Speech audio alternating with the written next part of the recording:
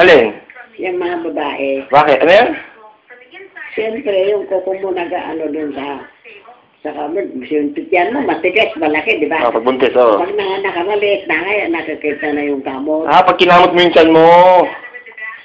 Bakit yung puwet ko puro kamot? Puro ka siguro, kamot. Hindi naman nabuntis yung puwet ko eh.